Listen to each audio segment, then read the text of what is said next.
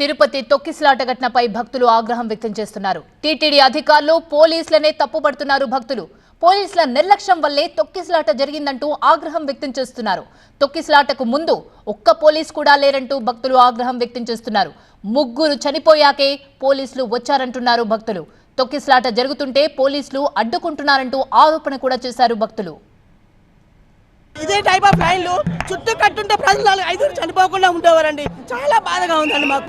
4-5 road black చేసి ప్రజల వల్ల లైన్ సమంగా వెళ్ళేది. ప్రజలందరూ సంతోషంగా ఉండేవారండి. ఈ లైన్ వ్యవస్థ మాత్రం బాగాలేదండి. అసలు పార్క్ లో కూర్చోబెట్టి తొక్కిసలాట చేశారు కానీ ప్రాపర్ గా పంపించలేదు కూడా లేదు. ఇలా జరగలేదు. ఈసారి చాలా రాంగ్ గా జరిగిందండి. చాలా సేపు నుంచి అట్లా ఉన్నారు. మంది అంతా దండే ఉన్నారు. ఎవరు కూడా అప్పుడు వాళ్ళు ఎవరు పోలీసులు కూడా అందరు బయట ఉన్నారు. వాళ్ళు ఏదైనా ఉన్నట్టుంటే ఇదే కంట్రోల్ ఫస్ట్ స్టార్టింగ్లో చేసినట్టుంటే ఇవన్నీ జరిగేవి కాదు. అది గేట్లు ఒక్కసారి ఓపెన్ చేశారు సార్. ఓపెన్ చేయని ఒకరి మీద ఒకరు ముందున్న కిందన పడిపోయారు. వాళ్ళ మీద అలాగా ఒక్కసారి తొక్కిసలాట జరిగిపోయిందండి. నేను కిందన పడిపోయాను. ఈ కాలు వెనకతలు ఉండిపోయింది, రాలేదు. రోడ్డుకి గీసిపోయింది. కానీ చచ్చిపోతానని అనుకున్నాను. కానీ భగవంతుడి దయ వల్ల బతికానండి. 5 సంవత్సరాల బట్టి వస్తాను కానీ ఎప్పుడు ఇలా జరగలేదు సార్. అంటే పోలీసులు వైఫల్యం ఉంది సార్. అంటే లోపలికి వచ్చి కంట్రోల్ చేస్తే బాగున్ను.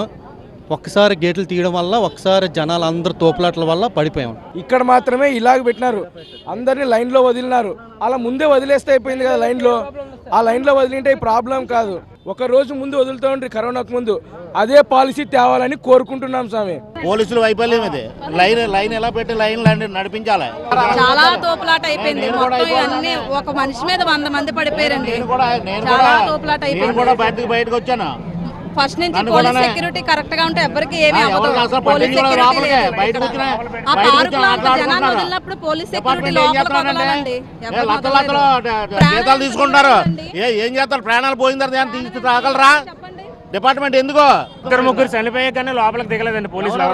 ఇప్పుడు దాకా ఒక్కరు కూడా రాలేదు. మొత్తం 2 చనిపోయిన తర్వాత అన్కాన్షియస్ అయిన తర్వాతే లోపలికి వచ్చారు 2. అప్పటి వరకు ఎవ్వరూ రాలేదు.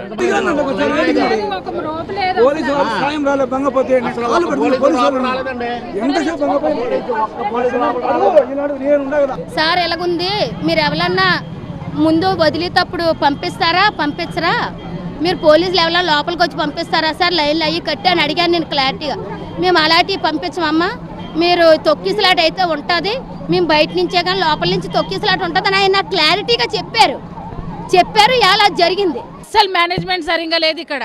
మేనేజ్మెంట్ ఫస్ట్ అయితే అందరినీ ఒక్కసారి పార్కులో వదిలిపెట్టారు. బారిగేట్స్ కూడా లేవు, లైట్స్ లేవు.